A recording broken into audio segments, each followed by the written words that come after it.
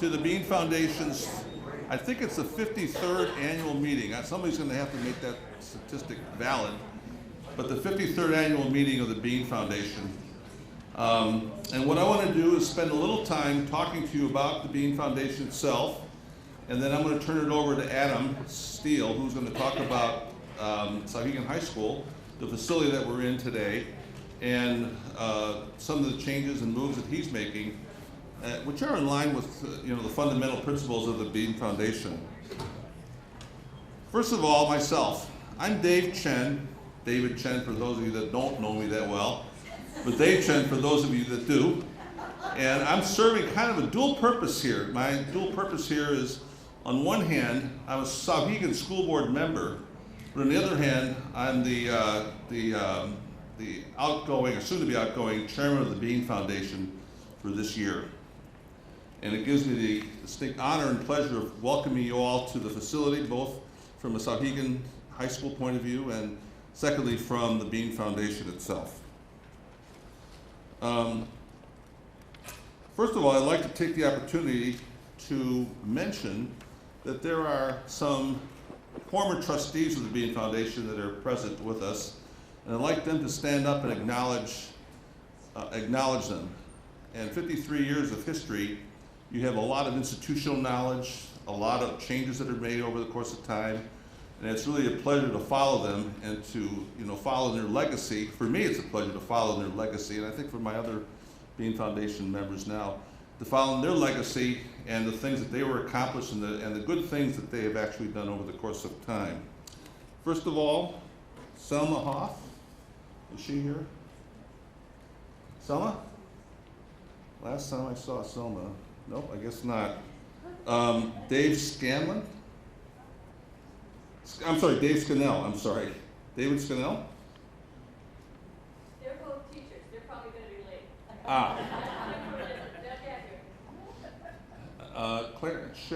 Clara Munir? Thank you, Clara. Christy Belvin. Could you stand up, Christy? Thank you.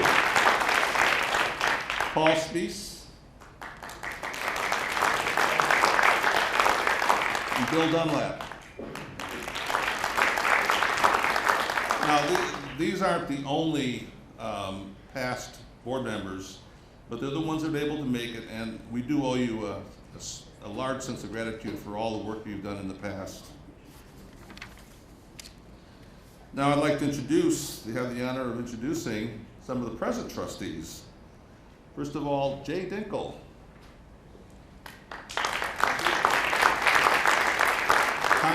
Tom Donovan. Anna Thomas. And I will have more to say about Anna later on. Maria Mangan. Mike Delaney. Chris McCracken. And the seventh one is myself, obviously.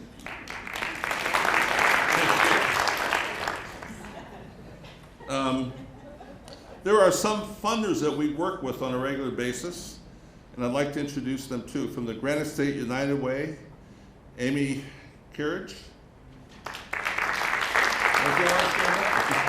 There you go. The New Hampshire Charitable Foundation, Dick Ober. Yep. And Tim Rourke. And members of the Manchester School Board, which I really want to thank you for coming today. Mary Georges. No. Pat Long. I understand I had a late school board meeting last night, so this might account for this. Dan Bergeron. No. And Jan Boyer. Nope, I guess their late school board meeting had an effect. Also, there's other people that we want to acknowledge. Barry Benzinger? Hi, Barry. Barry is from Manchester Proud. Of course, Barry is a well-known businessman in the city of Manchester, but his most recent activity is with Manchester Proud, and we're glad to be working with you, Barry. What's that? Oh, he's the architect. Yeah, that's right. You designed his school, right?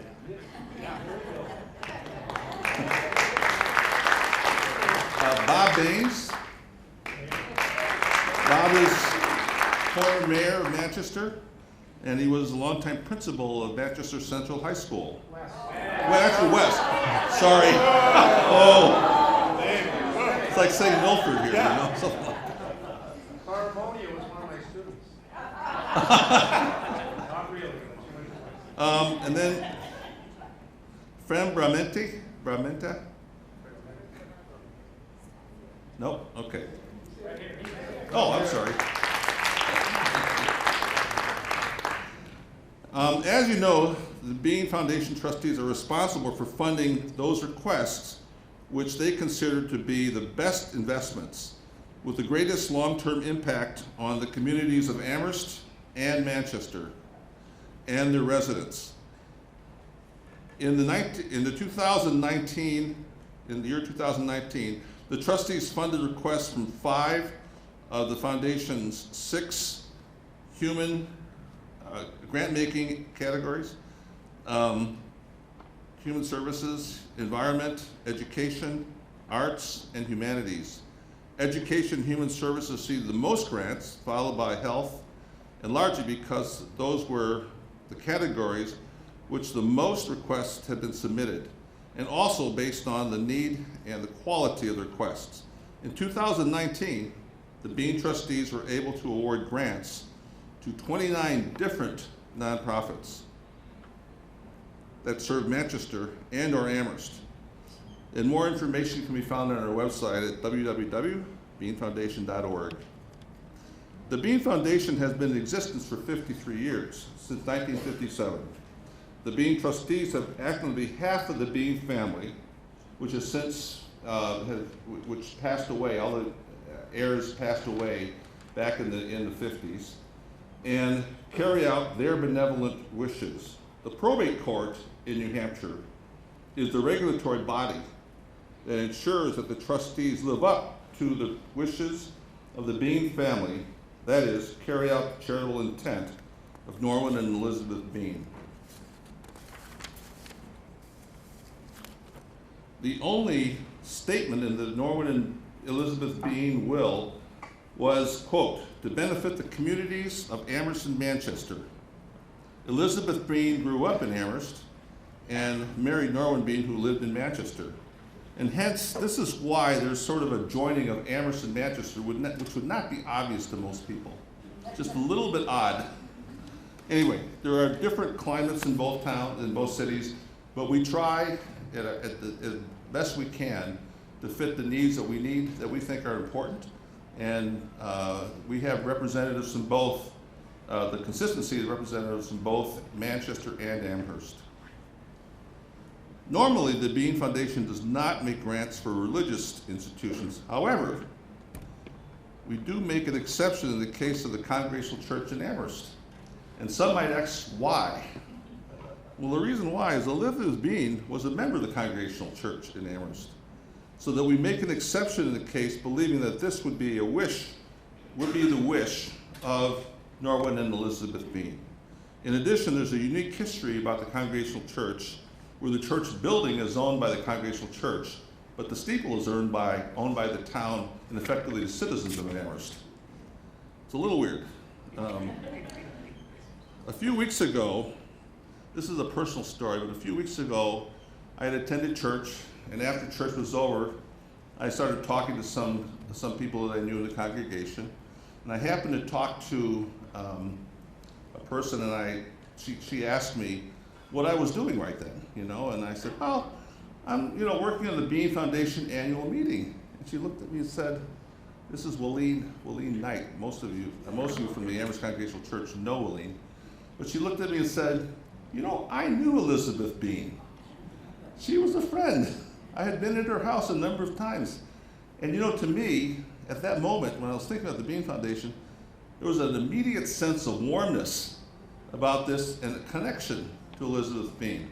And I just wanted to mention that too, because she's a real person. You know, the Bean family is a real person. People knew her in town. She had a great reputation and did a lot of things.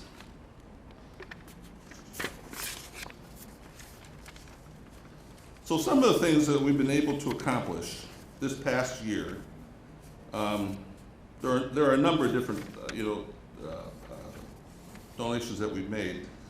But the first one I want to mention is the Manchester Community School to establish an after-school instrument music program at Central High School for youth grades 5 through 8 in collaboration with the school programs at city nonprofits. Another example is the Manchester Central Little League. And normally the Bean Foundation does not generally support youth sports because there are simply too many of them and too few funds available. However, the volunteers restored a Little League field at Manchester Sheehan Baskel Park in the city center, and the foundation support will make it a team sport with dinner provided after practices available to kids who cannot afford to join the team. Now, the background on this is that 56% of students in Manchester schools are in the federal lunch program. And in contrast, in Amherst, less than 5% are on the federal lunch program. The project aligns with the mayor and the city's efforts to make the parks a safe, family-friendly destination for neighborhoods, neighborhood residents, and visiting sports teams. Another venture that we sponsored was Future in Sight, formerly the Association for the Blind, to provide Lives and Thrives program in Manchester and Amherst residents live with profound vision loss. The program will increase their independence by teaching them skills to navigate life in spite of their loss of sight.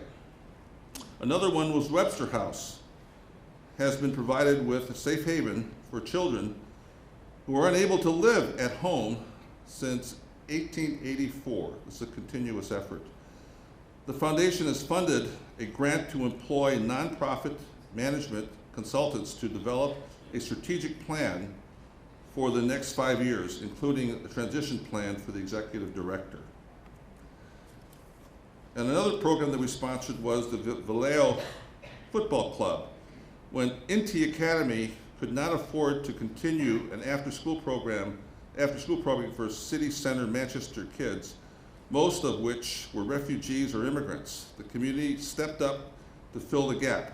The Y is now housing the program and has hired its program coordinator. Southern New Hampshire University is providing generous support through this center for new Americans located in the YWCA, sorry.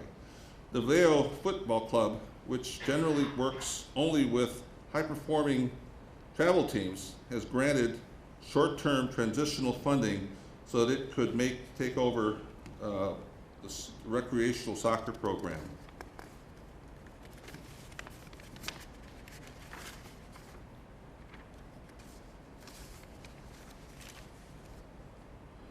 The grants I have mentioned are randomly selected from some of the varied awards that the Bean Foundation funded in 2019.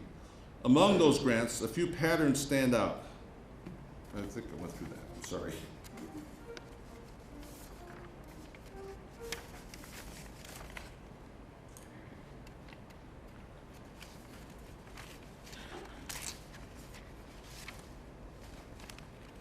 Now I'd like to spend a moment to recognize one of our outgoing retiring directors. Anna, can you come up here, Anna? You're close.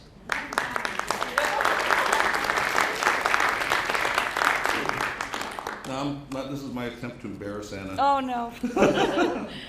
Anyway, Anna Thomas has completed her 5th year of a 5-year term on the Bean Foundation as a Bean Foundation trustee. Having been with Manchester Health Department for 24 years and now serving as the Public Health Director, Anna Thomas has been an invaluable resource to the trustees and the foundation. I've learned a lot from you, Anna. I really Likewise. have. She brings historical perspective on Manchester as a community, combined with knowledge of the most up-to-date critical health care and outcome data available in the city, changing population and needs. Anna's aim is always to improve the health of Manchester's most vulnerable residents. Anna views health as accumulation of multiple factors, including safe neighborhoods, education, human services, community interaction, and more, which together impact the health of individuals and the community as a whole. She is a founding member of the Manchester Neighborhood Health Improvement Strategy and is a strong advocate of community schools. Through her experience as a member of the board of the Granite State United Way, where she chaired its Southern Region Community Impact Team, and as a trustee and a chair of the Mary Gale Foundation, Anna has experience setting funds priority that are similar to those of the Bean Foundation. Among her other commitments, she has also served the community on boards of Mental Health Center at Greater New Hampshire, Media Power Youth, and Seniors Count Initiative of Easter Seals. Tim Susie, the Public Health Director, described Anna as the moral compass of the community. That quality may explain why other Bean trustees admit to looking to Anna as a final authority after everyone has discussed a challenging proposal. In addition, parenting 2 young sons, and no doubt adds to Anna's understanding of the needs of parents and students. And did I mention that Anna served in the Army for 16 years? You don't look that old, Anna. I'm only 20. Only 20. Thank you. Thanks for that, Dana. Because Anna is Anna, we know that she will continue to be a resource to the Bean Foundation by phone, by email, whatever. But we will miss her knowledge, her experience, her determined outlook. Please join me and the other Bean Foundation trustees to thanking Anna for her many years of valued participation and contribution to the Bean Foundation. Thank you, Anna. Thank you so much. Thank you so much.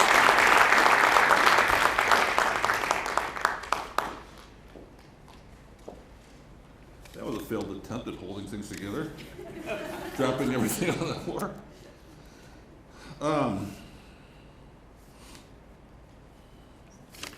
Now it's my pleasure to introduce our guest speaker tonight.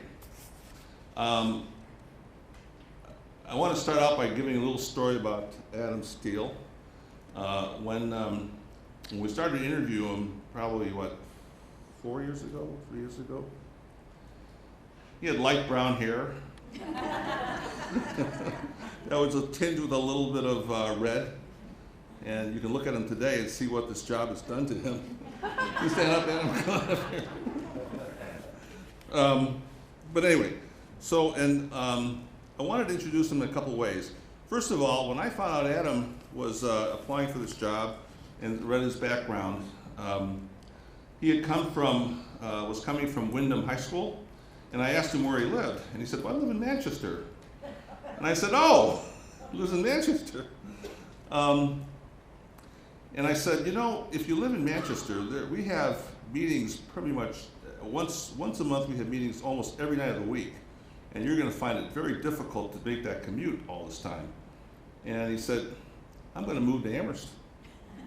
And he did. You know, one of the things he promised to do, or I don't think he promised to do that, but he made it clear that he was moving to Amherst so he could do this job. So one of the things that we're looking at here is how can we better help all the school districts in the area, and in particular, you know, the contingency that we have is both Amherst and Manchester. So Adam enjoys the benefit of having kids that have gone through some of the Manchester schools and is now the superintendent of schools here in Amherst and Mount Vernon. So just a little background about Adam. He got his He has a number of different degrees, and I'll just mention a couple of them here. He was hired as our business administrator about 15 months ago.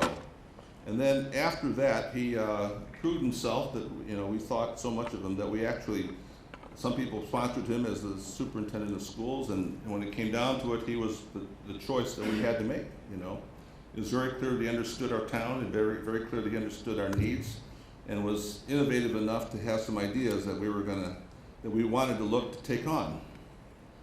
So, he served as the director of technology, one of my favorites, at the Pelham School, and was responsible for implementing educational technology strategy that enhanced students' learning and increased teacher instruction effectiveness. He has a master's degree from Plymouth State in educational technology, I think it is? Leadership, educational leadership. And I would like to introduce Adam as our speaker this evening.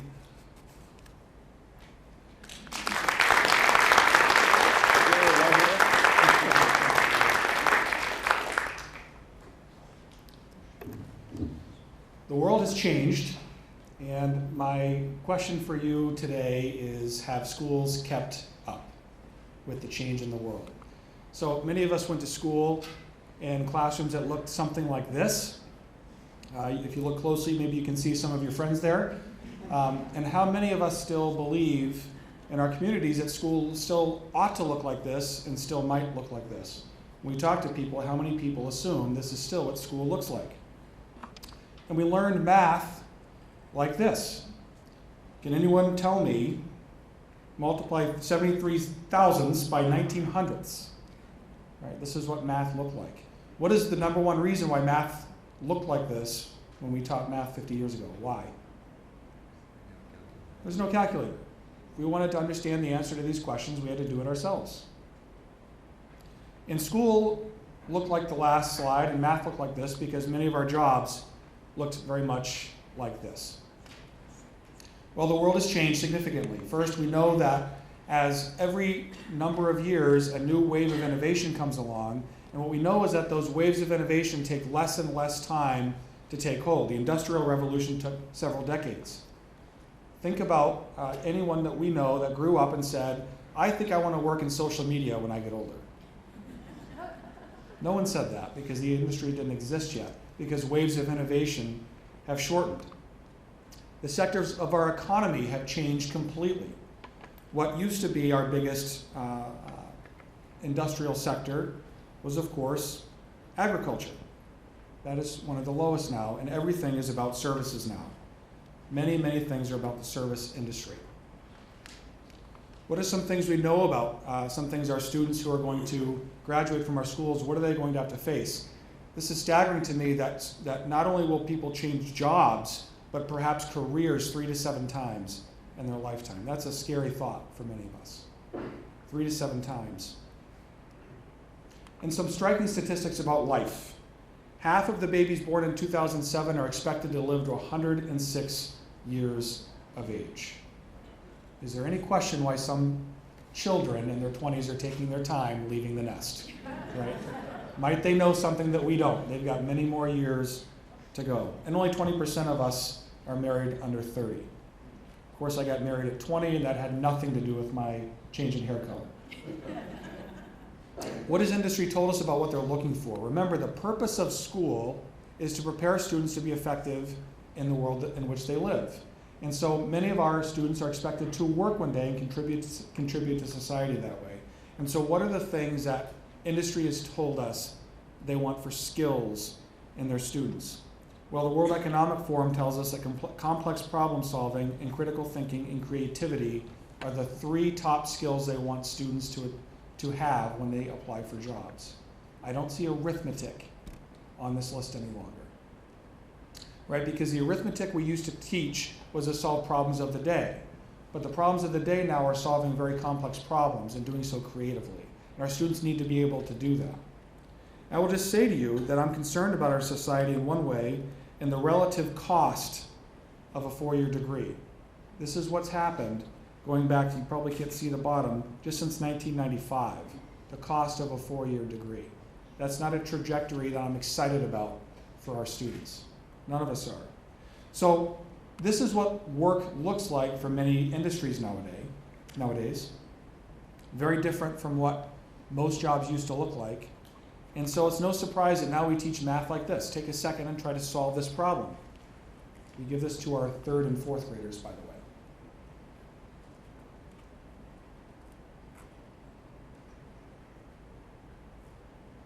As you can see, the arithmetic matters less. The ability to solve the problem using context and many other higher order thinking skills is what's necessary to solve this problem. So is it any surprise that our classrooms now look much more like this?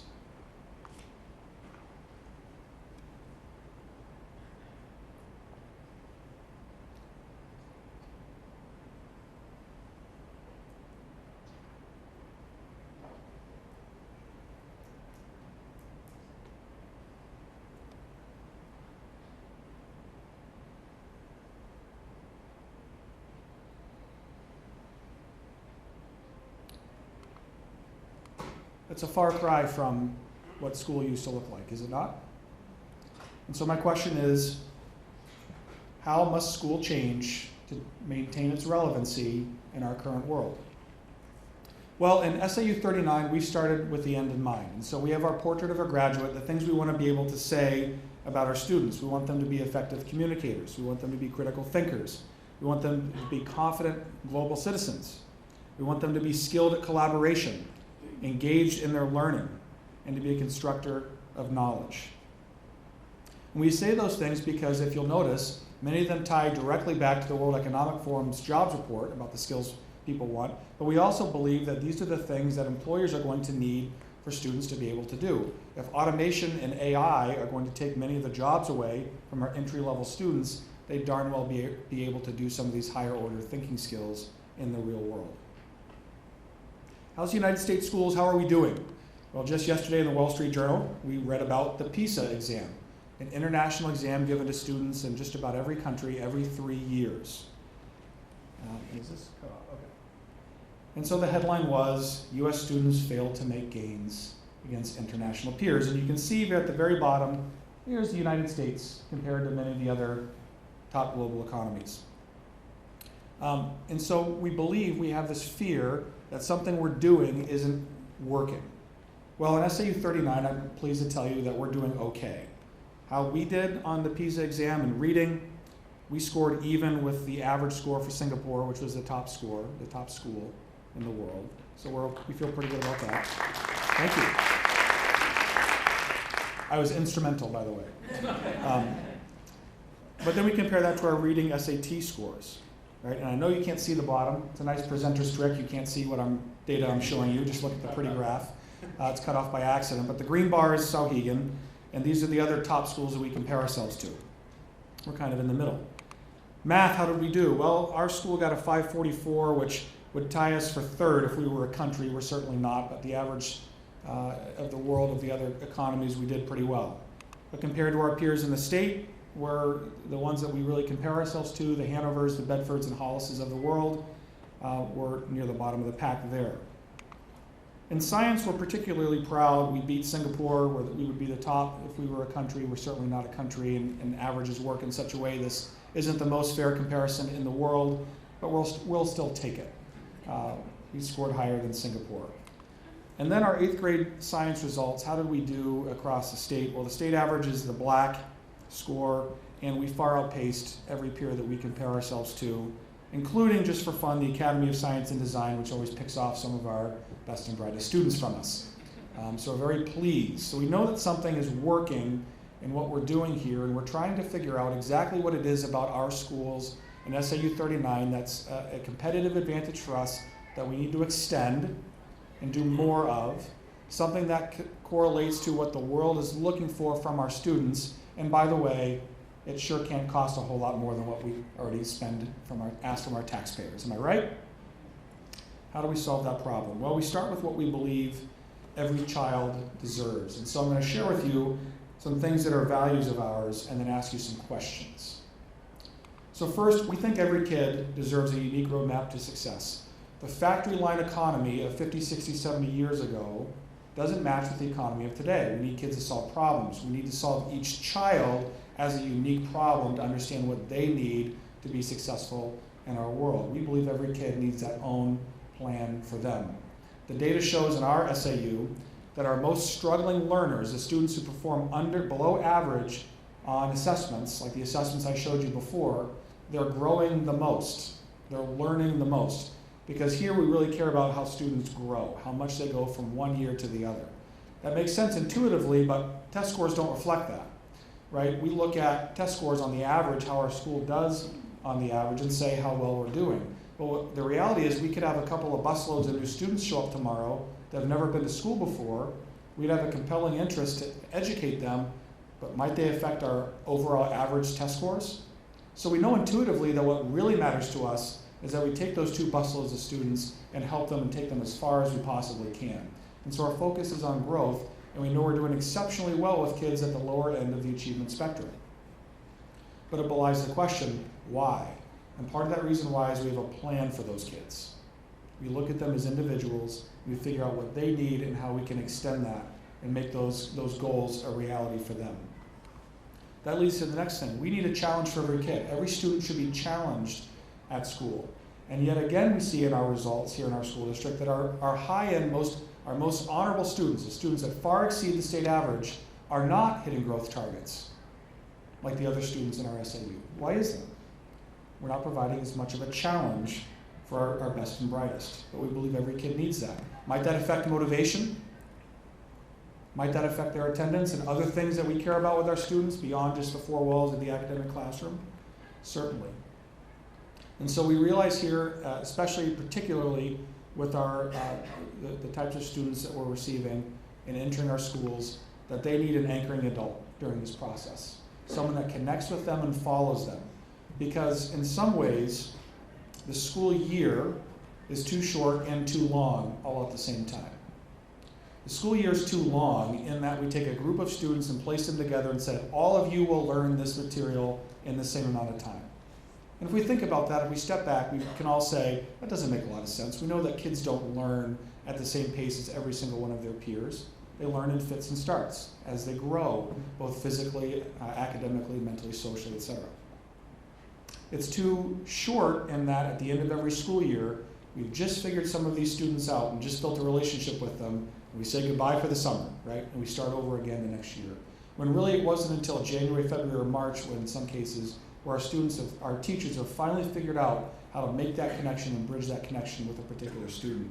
And we believe even more so now that our students need an anchoring adult who guides for more than a year, has a relationship and a foundation with students for more than a year. And then really our society is telling us, the data are all pointing to, we need an affordable next step for some of our kids because not all of our students are Ivy League kids. Not all of our students have the financial wherewithal to be able to afford college or to even understand what they're signing up for. If you say to a typical high school senior, ask them to explain the difference between $10,000 in debt and $100,000 in debt, and it's not going to make much difference to many of them. That's not going to be something that that they can grasp. But we know, don't we know the difference between $10,000 and $100,000 in student loan debt? Quite a difference, and no surprise they're living in our basement for far too long. So some questions to ask. Does the concept of a grade level still make sense? Certainly we don't want to produce Doogie Howsers or a more recent reference, Sheldons, from our school at 13 and 14 years of age. I'm not talking about we need to let kids race through school and graduate at 14 years of age. Nobody thinks that's appropriate. Nobody thinks that's right, except in the most rare of situations. But does the concept of a grade level where 30 kids in the same classroom learn the same things over the same amount of time at the exact same pace for the whole year, does that still make sense? Or do we really believe that kids learn academically in fits and starts? Are employers using college degree status as a way to adjudicate social status? Does anyone remember the Duke Energy decision of the Supreme Court of the 70s? Delaney? No? Nobody? So in the 1970s, there was a Supreme Court case that said that employers can't give aptitude tests to potential employees to see if they're smart enough to get a job. I'm paraphrasing, I'm not an attorney. Okay? It was ruled unconstitutional, and that's why it's not possible for employers to give general aptitude tests to potential employees. You can do job-specific things, but you can't give a general aptitude test. And so now our employers are able to use, do you have a college degree, to determine whether you have certain social status or the ability to get through certain things and to be qualified. Does that make you qualified to be an Uber driver? Do you have a college degree? No, but might some companies like Uber use college degree status as a way to vet, to adjudicate social status in students? What if that got challenged? What if that was challenged? Think about that. What would that do to the entire social structure we have in place around the value of a college degree? Is there a way to disrupt the process so our students can have a distinct advantage in what will be, very soon, we'll start talking about the 22nd century. I'm not ready to talk about that. I'm not going to be around for it. Many of us may not, Dave might, but I won't be.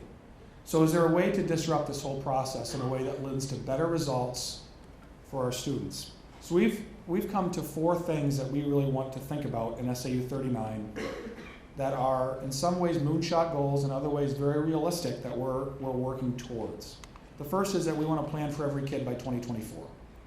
We think there's no reason why, even in rudimentary form, we can't take stock of every kid's strengths, their weaknesses, their challenges, and their opportunities, and build a plan that makes sense for them, that leads to the best results for them. We do this with students that are struggling academically. We do this with students that are struggling emotionally or behaviorally. We do this in the foster care world, which I have some crossover into that. We build plans for kids to help them be successful. And why not extend that even further? Our plan here is to have 4-year anchoring adult programs in place by 2022, where kids at all grade levels have someone that is their person that they can go to for more than just a school year. Here's perhaps the most innovative. We think it's time that we find a way to have our kids leave our halls with not just part of their college out of the way, but we want to try for half. Half of our kids, half of their college, done, paid for, and out the door. Here's why. Back 30 years ago when AP came down the pike, the selling point for advanced placement was, take this course in high school, pass the exam, you'll get college credit and won't have to take as many classes in college. Right? We all remember that. How many of us took AP courses when we went through it, right? Colleges became wiser to that scheme, and now they tell you, great, you passed that exam. You don't have to take that course in college, but you have to take another one that's more advanced than that, and you're still going to take the same number of courses before you graduate. So there's no advantage, really, besides you might be able to go further in college than you were before. More recently has come along this concept of dual enrollment, or running start, where high schools partner with a local college, usually a community college, and say the course you take in high school is both a high school course and a college course. Same concept. Colleges now are saying the same thing they do with AP. Great, you have that credit on your transcript, you still have to take X number of credits with us though before you can graduate. So it's not creating a competitive advantage for our students. But what if there was a way to go even further, where maybe we even say to some of our bread and butter students, we're going to give you the opportunity to graduate on your high school graduation day, hand you a high school diploma and an associate's degree at the same time. Is that possible? I think it is. Because I have to tell you, I'm heartbroken on some of the students that I've had in my own advisory who've graduated from this place, and when I speak to them and say, how are you doing? One student in particular told me, well, I'm still working at the KFC, I'm taking classes at a local community college, and I'm paying my own way through, and I'm going to transfer to UNH when I get through 2 years worth. And I said, how are the classes you're taking at that local community college? He said, well, if I'm being honest, I'm redoing a lot of what I learned in sophomore year at Sohegan High School. So this kid is working his backside off to pay for classes, to get credits for things he's already learned, which is wasting his time, his money, and his effort. Right? So if we have the ability to do that, if our rigor can be such at the high school level in this community where it's safe for our students, why can't we find a way to hand them both things on graduation day? Well, I have to tell you, we're working with a local university that thinks this is not that crazy of an idea. All right, so we're going to work that out somehow. And the reality is, public education serves all. we need to find a way for kids at the top end of the achievement spectrum to be as challenged as those at the other end. And so that's something that we need to find a way to commit ourselves to doing over the next few years. So that's SAU 39 in a nutshell. I was asked to leave time for some questions at the end. I don't know if I've sparked any interest that might result in some questions from you folks, but I'd be glad to answer any questions you might have. Yes, sir. Do you have to get any special accreditation to award a associate's degree? I'm sure.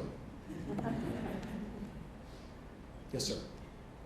When you talk about a plan for every kid, an achievement plan, or at what I'll say age, not grade level, because you're trying to get away from that. But when does that start? First grade, fourth grade, eighth? Because kids' maturity levels change, and their goals, I assume, will change over time. Indeed. I would imagine, and we don't know because we're at the fun stage right now where we get to think about things and don't have to do any of it yet. But I would imagine that a high school a plan for a high school student is very different than a first grader because of what you said. We've had 10 years of experience with a freshman before they walk in the door. With a first grade student, we're learning very different sorts of things, and so. I think it's very possible that those plans build in size and granularity as the kids get older. That's my guess, but we'll see. Adam, there's a microphone over there. If people would be willing to step to the microphone, we could get a question. Thank you. Love the stuff you do. Good job. Thank you. So a couple of questions. How competency-based are you, and do you plan on ultimately moving to a move-on-when-ready system? Thank you. So SAU 39 is a very competency-based place. That's something that was started long before I came, and this is the first year where our report cards have changed to a different model at the high school level for that very purpose. And for those of you who have no idea what I'm referring to, I'm going to opine for a second. And I went to an all-boys Catholic high school in Cincinnati, so you can get a sense for the type of high school experience I may have had. And it was I will tell you that it was largely an effort-based system. If I worked hard, I got a good grade. If I'm being honest, that's kind of the experience I had. I did know some things and demonstrate some things, but it's really related on my effort. A competency-based system is about students being able to demonstrate what they've learned. And how hard you work is less relevant when you're able to demonstrate what you've learned. And if you can demonstrate what you've learned, and it takes you 6 weeks instead of 12, then ought there be a way for you to go on to the next thing 6 weeks earlier than your peers. That's a competency-based system in a nutshell. Where we're at is at the beginning phase of that transition process. We've changed how we assess students, our assessments, our competency-based assessments, where we're having kids demonstrate what they've learned. So our tests that we give students make them perform something and show that they've learned and actually ingrained something. And then we have to go backwards from that to get to a place where these things can become a reality. But that's a great question because a competency-based system underscores all of this work because we really can't have a plan for every kid. We can't make sure that they're learning along the way. Great. What was your second question? Move on when ready? Yeah, that's got to be tied to it. I think that has to be something where we agree that kids learn at different paces. Meryl, I'll repeat your question for you. How's that? Okay. So what you're suggesting is every child will need an IEP, and I am just asking you, along with another question, asking you whether or not you have obviously done a lot of research and whatnot, but asking you if you have connected with any other school districts around our state that it has been using competence-based grading evaluation. Their outcomes throughout the last, I would say, 7 years with competency and standard-based grading, and how they are developing IEPs for every child at a very beginning stage in first grade. Have you done any research? Okay, so the question was, so you're developing an IEP for every student. That was the first question. And then have we connected with other school districts in New Hampshire that are competency-based and any others that are doing an IEP for every student. Is that the question? So I would distinguish an IEP from a plan for every student. I think they're very different things. IEPs are largely governed by the IDEA law and have a significant legal structure associated with them. And I'm not sure that that would be the appropriate comparison. I think that would be possible that a student might have a plan for them as well as an IEP. They would be distinct in some ways. I'm not sure. And there are several other communities in New Hampshire that are competency-based in their practice. Concord, Rochester, and Sanborn in particular. And there are some others as well. And we're in close collaboration with them. Others? And another question there. I just wanted to comment. Several people in the audience today probably know that I was an educator for 29 years.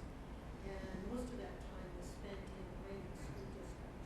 And probably about 8 years ago, they started working on competency-based. But we also had a program that directed our concerns between what the child was, what their advancement in education, how that was going in the early years compared to the test scores throughout the state commission. And we decided that the program that we put them on would be specific to their own schools, being in school and test scoring. And we had a benchmark for every single child.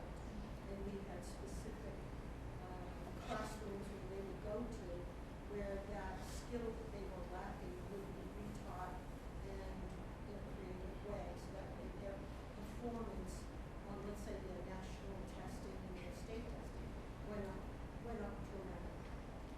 So that was one of the programs that we found very successful. That's great. Thank you. Yes, ma'am. Can you just elaborate on the adult four-year program what explain it to the trustees that we Yeah, so the question is, can I expand on the 4-year anchoring adult program a little bit, how that might look?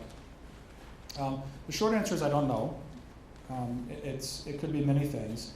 At Souhegan right now, we have an advisory program that's 1 year long, and then we switch. I came here 4 years ago and had a sophomore advisory, and assumed I was going to be with these students for 3 years until I graduated. And only to find out, no, I was going to have a different batch of students as a junior advisor 3 years ago, and then a different batch for seniors last year, and now I'm back to having a new group of sophomores this year. And so we're not sure what the program ought to be. What we think it could be is someone who has direct responsibility for that group of 12 or so students and making sure they're hitting their academic goals, that they're engaged with them on a personal level to understand and even deal with things like discipline issues or home life situations to help with the college process when the time comes, or whatever the next step is for that particular student. But the core concept is a relationship with a particular group of students that spans the test of time and is meaningful for both the student and for the advisor. So how we make that happen? Well, there's a strong program already. I could have some of these Souhegan students that don't want to be put on the spot come up and talk about it if I really wanted to be that kind of person. But it's about a relationship. I have to say that. And I will say one other thing. We're finding our students coming into our schools with so many deficiencies in their social skills from even 10 years ago, even 5 years ago. I'm not sure what we're doing to kids, although I have an idea. I think it has to do with 5-inch screens that are in front of them. But in fact, we had someone come and speak about teenage depression and anxiety, and she showed a chart that showed the adoption of smartphones and then the diagnoses of teenage depression and anxiety, and the two charts tracked with each other, which I thought was really interesting. Really interesting. So. Sorry, I already ran the microphone. Hi, I'm Yasmin Adam. I had some questions. You talked about schools, how they were versus how they are now. There's so many multiple factors that affect it. Nowadays, there's a lot more studies about the difference between a learning environment and a performance environment. And a lot about our schools is that we create a performance environment for kids where they should be learning. how will some of the changes you're creating affect that or be affected by that? That's a deep question. The video I showed earlier of the middle school classroom, that was a video taken last week, 2 weeks ago. Last week we didn't do much with Thanksgiving, but that shows students, in my opinion, not worried about performance, but worried about collaboration and problem solving in that particular video. To me, that's a learning environment, where kids are in a small group and they're solving a problem together, where they need to depend on their peers. This, to me, looks like a performance environment, right? And one thing about Souhegan in particular that I find compelling is our students can present. They can speak in public, and we've built that into them through the small group model first as freshmen without them realizing it, and we've grown that ability for them. By the time they graduate as seniors, they have to present in this room or one like it, a 20-minute presentation on a project that they've done over the course of their senior year, and our students knock that out of the park. That's a performance, but that's come out of what I think has been a learning environment that's safe for them to learn those skills. So, what do you guys think about that? Yeah? They know I can suspend them if they don't agree. So. Yes, ma'am. There's so much emphasis to sending students on to college. What about vocational training for students where that's an appropriate? The question is, the emphasis has been on college and career readiness, really college for the last couple of decades. What about the kids that might go to vocational school? Is that the question? So in my presentation, I made not so veiled references to the challenge of the cost of college for many students. It pains me to think about some of the degrees our students might chase and then the type of career they might try to attain with that particular degree, where really they could have gone to trade school and been just fine and would have ended up in the same spot much earlier, and maybe without a six-figure debt hanging over their heads. So our job as schools, remember, is to prepare them for the next step. And the focus of schools has been this idea of college and career readiness, and I push back on that. I think our job is to prepare the citizenry to be expanded and enhanced. And that means we need to send more and more kids through the armed services, vocational school, trade schools, and college in some cases, but maybe not as many as before. It's just an exploratory thought. I think that there's different opportunities for different students. I was very pleased that last year we graduated 4 students that were going on to the armed services, and one at the U.S. Military Academy. Very proud of those students. And one was a junior. There's a 5th that went through basic training last year. He's back as a senior this year, so I'm not sure I can outrun him anymore. Certainly can't do as many push-ups as he can. But great question. I'm up in the Kearsarge School District, and we also have this type of grading system, which I'm fairly new to, so I might get the terms wrong. But one of the challenges I see is just is that, kids are really graded on they're called summatives. So there's a lot of work they do that isn't really graded, and so I think it works well for one of my kids because she's very self-motivated, but for other children, I think there is a problem with deadlines and turning things in, which I think is very much a real life skill.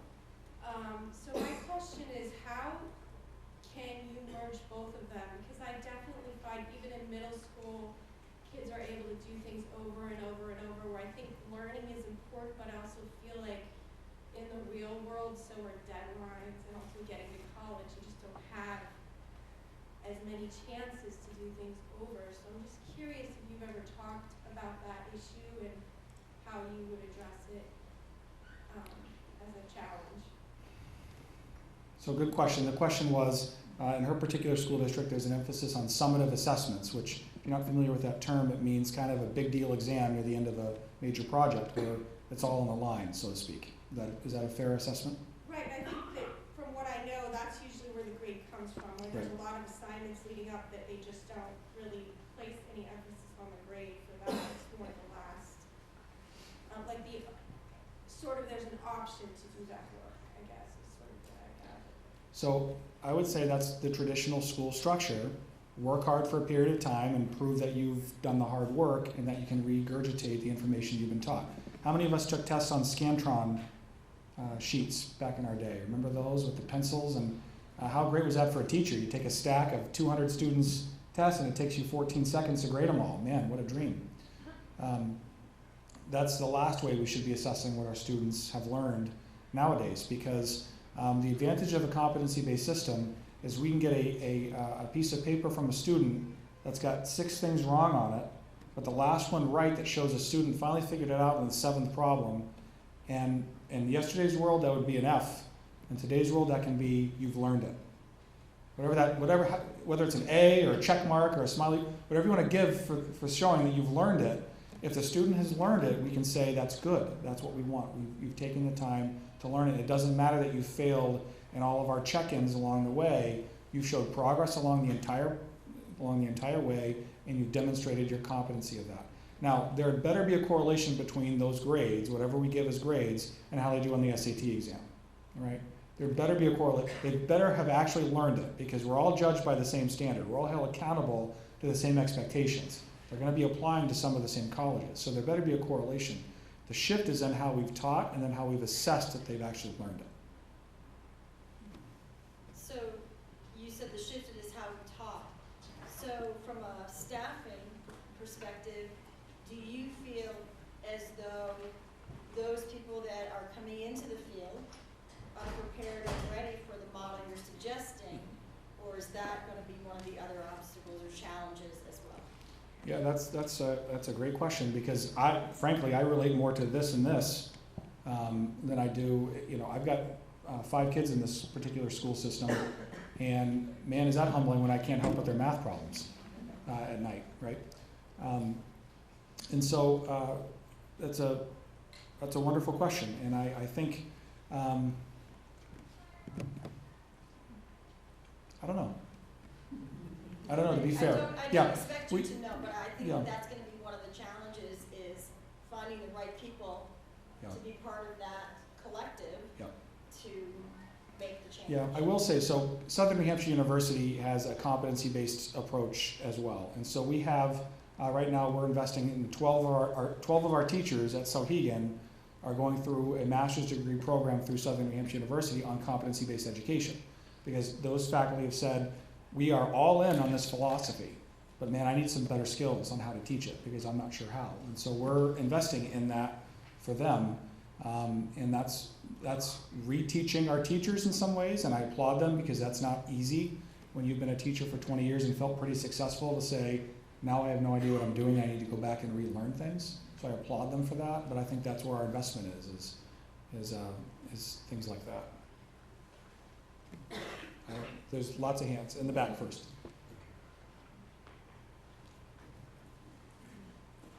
I applaud your innovation. Good to see you, Barry. Provide a little background on how it came to be that those 4 goals were established, and how they've been vetted through among your teachers and in your school community? Yeah, so the nice thing about being superintendent is I can kind of make the slide deck say what I want. But in reality is the 4 years I've spent here so far has been listening to the faculty and the school board members and the students that are here about what is working and why we're doing it. And so what I put on the board here as our goals are things that I've come up with my leadership team that are, if we continue on the path we're on, what are the things we should be striving for outcomes? Things that should be things that we want for our students, and then what are the strategies we need to get there? So those are the 4 strategies that we've come up with that we think we need to continue to produce the sort of outcomes our students and our parents will want for their students in the future. So I'm literally at the phase of putting these things on screens in front of people to get their reactions to see, are we on the right track or not? So to say they're in beta version might be another way of putting it. Design development, perhaps, to use. Are you Barry? Yes, yeah, that's it. Can you go to the slide that kind of talks about the North Star that you're trying to achieve for every student?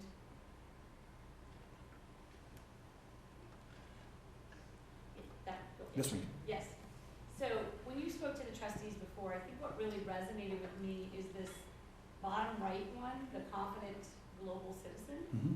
And the reason why it's, Manchester Proud is also trying to reimagine, the Manchester School District in a similar way, and having like, what is it that we want every student to walk out of the district, becoming.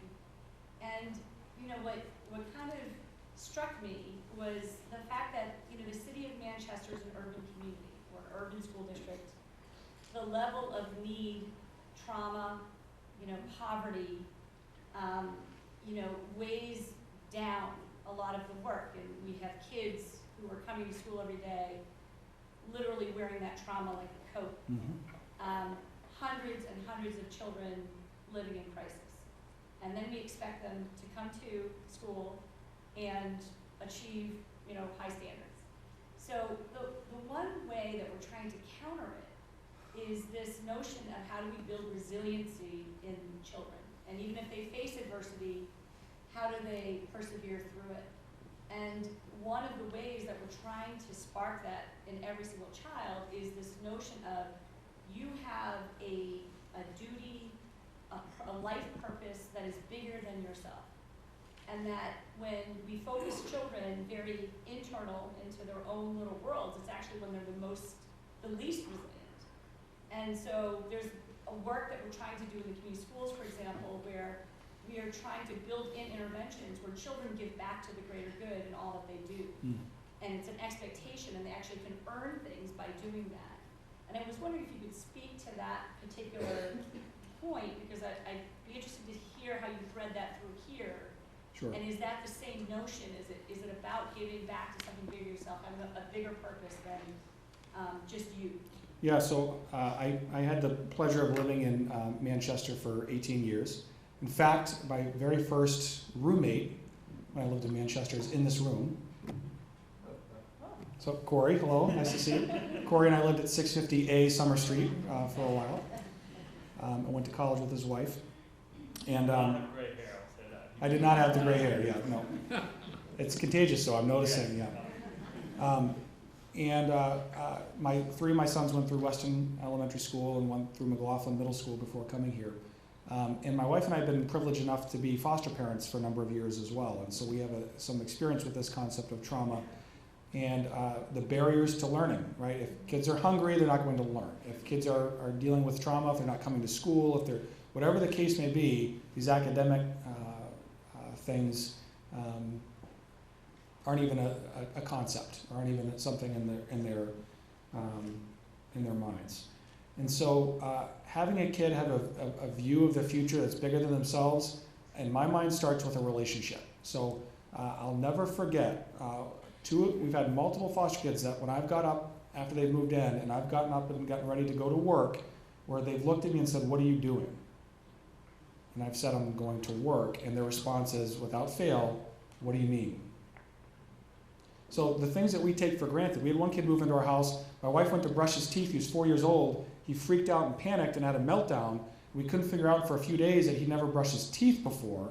And so some crazy lady was coming at his face with a weird brush, right? How strange might that be? But our worldview is so different than his, we never even considered that. But the relationship between us and individual students to show them what can be the future is a part of it. And so that's why I think an anchoring adult for kids in those situations that spans the test of time would make even more of a difference. But the next is, are all of our kids ready to go at 18 years of age to the next step? Just want to throw that out there. What's that? Deconstructed. Yeah, I think we really have to think about, so if I work in a school system that has extreme poverty and trauma, and my goal is to make it to June, how different is that than if my reality was, okay, now I've got to teach these classes, but I've got these 15 kids for the next 4 years, and my responsibility to them is to get to these points in time in 4 years from now. How does that change the perspective for me as an educator? And I'm not being critical of people that shoot for June. Sometimes that's the easiest way to get to survive and to make it in a really tough circumstance. But if we flip the concept a little bit and be honest with ourselves that maybe a kid's not ready to go to that next grade level, and maybe they're not ready to leave us at 18 years of age, maybe, and we have connections with local colleges where it's high stakes. They can actually get things in our school that will advantage them later on, where it's not a big deal to stay here till they're 20. I think everything changes. So I really believe that our assembly line version of school can be part of the issue. We're never going to go to school all summer long in New Hampshire, okay? February and April vacations are sacrosanct. There are some things that are not going to change that are sacred cows. Even Labor Day we talk about, right? We want to go to school after Labor Day. But what we do with that time, those times that we have, those school days that we have and those school years that we have, can we really not be willing to change some of those core foundational beliefs? I think it's time.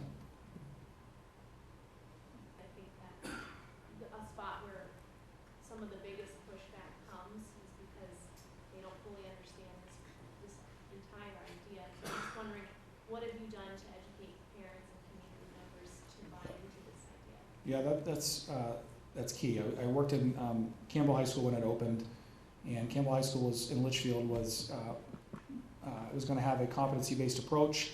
They were going to have integrated math and have report cards that didn't have A, B, C's, and D's on them. Everyone was good with that in the year 2000 when the school opened, until the first set of report cards went out, and people stormed the castle, and the principal left that next year, and they've still got A's, B's, C's, and D's at Campbell High School and a traditional math program that students can choose from, right? And the key there was the community was not really brought on board with everything that they're talking about. And so with our freshman class this year is the first class where the new report card is for them. Those new things are for them. And so the last several years at the middle school level, those students had many, many opportunities with parent forums and communications about the changes we're making. We made the changes at the middle school so that there would be a follow-on through the high school years, and we're not changing it for our students at the high school that started under a different system. And in fact, we're not even sure we're going to not delay things another year just to make sure our community is with us, because without that, we end up going way backwards.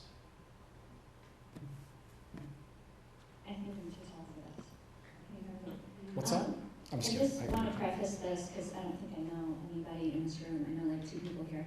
I always like throw a wrench in the works. So I just want to step back, since we want to have, I think, a broad-ranging conversation, right? Not just about Amherst. I live in the west side of Manchester. My kids go to Gosler Park, which has an 80% of the kids there qualify for reduced and free lunch. And while you were talking, I was really impressed with the graph and with whom you find yourself in company. And I want to say congratulations to you and the students for working so hard. You know, as Americans, we want to be in the leadership. And so I took a second just to look at what we spend per student in the school districts that you mentioned and in Manchester. Just to step back, because the problem you're talking about is a problem of vertical articulation, right? Your kids graduate and they want to go to college, they should be going up and learning more, right? And that hasn't always been the case for your students, it sounds like. In Bedford, they spend over $13,000 a year per student. In Hollis, over $15,000. In Amherst, over $17,000 per student. In Hanover, $21,652 per student. In Manchester, we spend a little over $11,000 per student. And these are for students who need extra support, right? And so it seems like as a state, as people who live in New Hampshire together, if we want all of our students to be served by public school, we need to have a conversation together. Otherwise, we are going to end up on this 2-track system, right? Like, who is community college for? Who is UNH for? You know, 60% of our kids are going out of state for their education. So it seems like we can't, of course, your job is to be worried about what's going on in Amherst, right? And to make it the very best that it can be. And it sounds like things are going really well. I would say that what I see going on around me in Manchester is amazing too, and it makes me very optimistic. But I wonder if we can have a conversation that isn't so segregated, right? Because our communities are really having totally different experiences. So I wonder if we can kind of expand on your idea, I think you have it exactly right. Like, we're thinking about individualized learning, because every kid is in a different place all the time. And can we think about at the kid level, and can we think about the state? Like, we need an educated workforce, we need an educated citizenry. So how can we take what we're learning works here? I think part of what works here is that, you have enough money to educate the kids that you're trying to educate. But I think there's some other stuff that's working too. And can we talk to each other more about that and have these conversations like the one we're having today, that's not just, Amherst parents listening to the Amherst superintendent. So I just wanted to kind of back it out a little bit and see if we could have a bigger conversation. And thinking of like the Bean Foundation and kind of, what their goal is, and see if we can broaden instead of narrow. Yeah, that's a great point, great questions. And I would share with you that I think our state is making an attempt, right? If you watched the news about a month or so ago, governor showed up with a check. It was how large for the Manchester School District? I think it was $9.1 million in extra state funding that went to education in Manchester. 200,000 came Amherst's way. And so I think there's and I will tell you that the Amherst School District is not 45 times smaller than I just want to clarify, because I'm on the school board in Manchester, Thank you. will be in January. He changed the funding that we received. So the funding we received is one-time funding. So that's funding we can't use to hire teachers. That's funding we can't use to make our school better long-term. And the reason I bring this up in this setting is because we, as citizens of New Hampshire, need to understand the details of school funding, because that looks really good, and it is good. We will fix a lot of things at the building level, for example, one-time fixes, but that doesn't help us build success. And I'm concerned that if not, it's either intentional or it's ignorant. And I think we can deal with ignorance. We can look at the numbers together and say, hey, I didn't know that was happening. Can we do it better? So I just want to push back on the governor with his check, because that is creating problems in Manchester and proliferating them instead of solving them.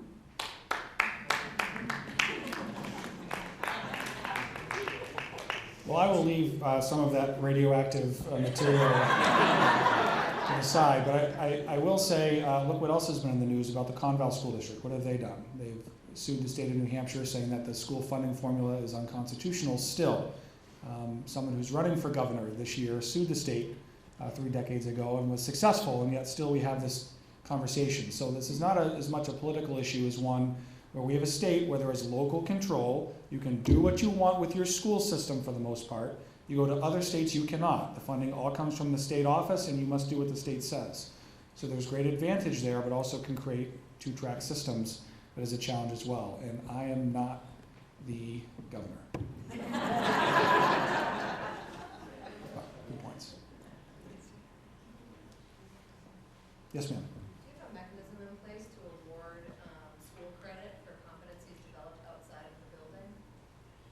Like in the community, say somebody who's a concert violinist or someone who's a competitive cheerleader or something like that, can they? If someone wants to learn everywhere? Yes. I wasn't going to say that. So we do not at this time, but I think that warrants exploration. The Commissioner of Education certainly thinks so through his Learn Everywhere program, where competency can be demonstrated in many places, and I'm not going to get into that either. But there's got to be something that can demonstrate what children have learned, that demonstrate they know something that they shouldn't have to repeat in our schools if they already know it. That seems to make some sense to most of us. Anyone else? I want to thank you all for having me. Thank you for joining us.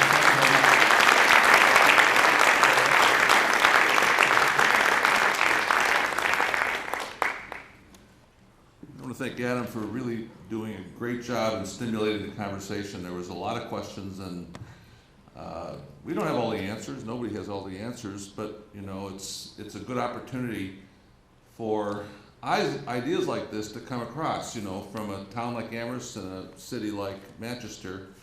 And I learned that on the Bean Foundation, being a trustee, because now I see things in a really wholly different perspective. And that's kind of the idea that we had here when we brought Adam to speak.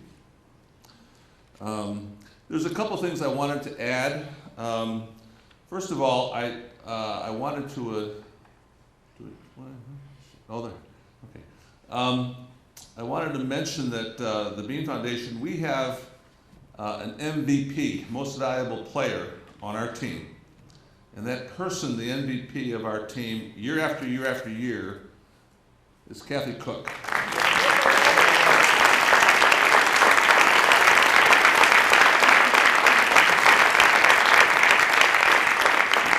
Now, the reason I mentioned Kathy is because she organizes all of these events. She prepares the board for all of the requests that are coming in. She gives us an indication of an advance of what the elements of the particular proposal are going to be. And she makes our life and our job a lot simpler. So thank you again, Kathy. I have another announcement to make, and I'm really surprised that I'm able to make this announcement, actually. Before this meeting, the Bean Foundation trustees had one of our end-of-the-year meetings and closed out, and one of the things we have to do is select a replacement for Anna Thomas. And so we went through our decision process, and I'd like, and there's a tradition in the Bean Foundation which I learned about after getting on it, and that is that when you select we never inform the candidate in advance, but when you select somebody, for 53 years, we've never had a person say no to being on the Bean Foundation. So I'm the chairman of the trustees. I was the person that was obligated to find this person that would not say no. And I was terrified. You never know what you're gonna get, And so I made the call. We selected an individual. We made the call.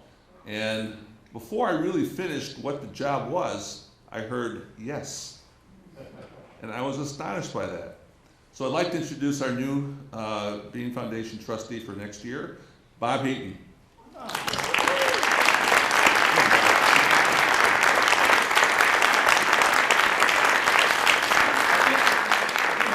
the signing bonus was. A lot of effort. Next, I'd like to thank Adam for this very, very thought-provoking discussion, and I hope this isn't the end of it. I hope that the discussion can continue. We do have time, and there's going to be some refreshments out in the lobby, and I hope you stay around and search out a Bean Foundation trustee and give him your ideas and give him your thoughts about what we might do, how we might focus ourselves. And don't bug Bob, because Bob doesn't know what we do yet. But anyway, so I would appreciate it if you stayed around and made some contacts and enjoyed the facility here. The last thing is that Sauhegan High School hosted this whole thing for us. They provided the sound, they provided the facility, they even all the food that was prepared by the Sauhegan staff here, and I really appreciate and want to thank. I don't know, Bill. No. I want to I'll thank you, Adam, for being responsible for all of that effort, because I did have to go through you in the first place anyway, so I really do appreciate that. Thank you, Adam.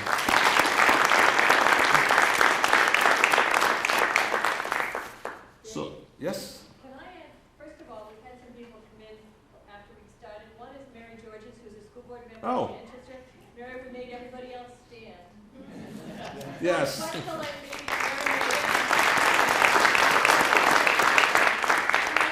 who was speaking, had some questions earlier, who's now about to be on the school board.